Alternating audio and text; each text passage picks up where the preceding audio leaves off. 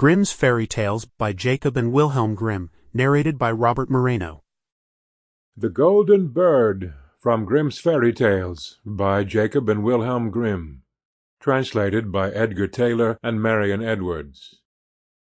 A certain king had a beautiful garden, and in the garden stood a tree which bore golden apples.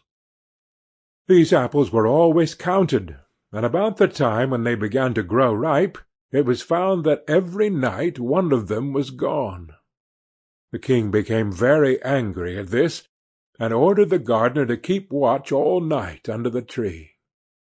The gardener set his eldest son to watch, but about 12 o'clock he fell asleep, and in the morning another of the apples was missing.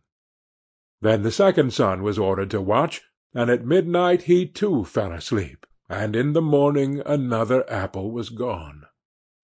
Then the third son offered to keep watch, but the gardener at first would not let him, for fear some harm should come to him.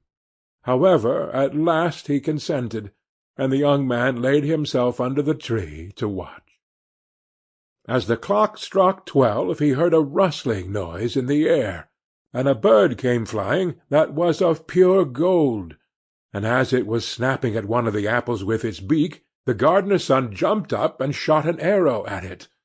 But the arrow did the bird no harm, only it dropped a golden feather from its tail, and then flew away.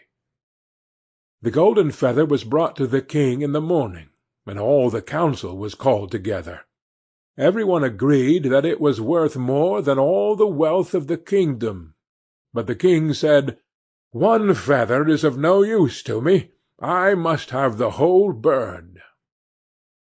Then the gardener's eldest son set out, and thought to find the golden bird very easily. And when he had gone but a little way, he came to a wood, and by the side of the wood he saw a fox sitting. So he took his bow and made ready to shoot at it.